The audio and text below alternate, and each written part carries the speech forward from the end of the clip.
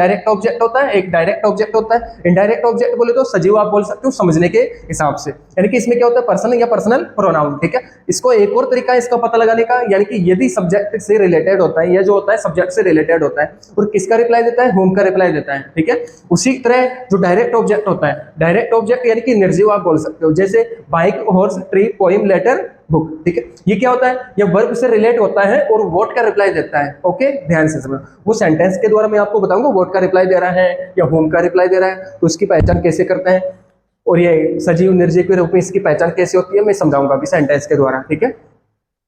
जैसे अपन ने active voice में फॉर्मेट बनाया, सब्जेक्ट आ गया, हेल्पिंग वर्ब आ गई, मेन वर्ब आ गई, फिर इनडायरेक्ट ऑब्जेक्ट आ गया, फिर डायरेक्ट ऑब्जेक्ट आ गया, फिर अदर आ गया, ठीक है। जब इसका पैसिव वॉइस बनाया जाता है तो इनडायरेक्ट ऑब्जेक्ट आ गया, यानी कि न्यू सब्जेक्ट बन के आ गया। भाई इसको उठाया अपन ने, सबसे पहले इसको उठा लो, ठीक है। इसको उठाया तो ये क्या बना, ऑब्जेक्ट को सब्जेक्ट बनाया अपन ने, इनडायरेक्ट ऑब्जेक्ट आ गया, यानी कि न्यू सब्जेक्ट बन गया, ठीक है। फिर उसके बाद में हेल्पिंग वर्ब आ गई, ओके, हेल्पिंग वर्ब आ गई, टेंस के अनुसार परिवर्तन होगा इसमें। फिर मेन वर्ब की थर्ड फॉर्म आ जाएगी, मेन वर्ब की थर्ड फॉर्म, यानी कि पैसिव वॉइस में हमेशा मेन वर्ब की थर्ड फॉर्म होगी, ध्यान से समझना। फिर उसके बाद में डायरेक्ट ऑब्जेक्ट के बारे में, इस डायरेक्ट ऑब्जेक्ट को यहाँ पे रखना है मेन वर्ब के बाद में, ठीक है। चाहे इनडायरेक्ट ऑब्जेक्ट हो चाहे डायरेक्ट ऑब्जेक्ट हो, डबल ऑब्जेक्ट में जो दूसरा वाला जो ऑब्जेक्ट होगा, भाई एक तो आपने ले लिया सब्जेक्ट के रूप में, दूसरा जो बचेगा उसको मेन वर्ब के बाद में लेना है, ठीक है, ध्यान से समझना।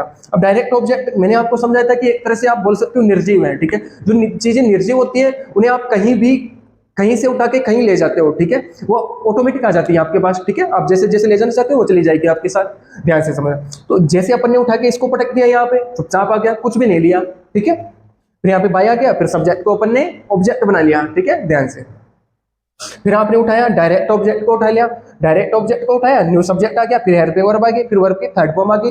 फिर जो इनडायरेक्ट ऑब्जेक्ट होता है ये क्या बोलता है कि ये अपने आप नहीं आता, जो सजीव होता है वो अपने आप नहीं आता, ठीक है। उसको किसी ना किसी चीज का लालच देना होता है। अपने लालच में दे दिया इसको 2 या 4, पर 2 या 4 लगा दिया, भाई अब तो आजा, आ गया, ठीक है, इनडायरेक्ट ऑब्जेक्ट आ गया। फिर बाय प्रीपोजिशन लगाया, फिर उसके बाद में जो सब्जेक्ट है उसको क्या बनाया, ऑब्जेक्ट बना दिया, ठीक है, ध्यान से समझना।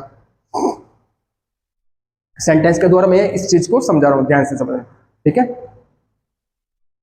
मैं उम्मीद करता हूं आज का जो लेक्चर है आपको बहुत प्यार से, बहुत शानदार तरीके से ये चीज समझ आ रही होगी, ठीक है।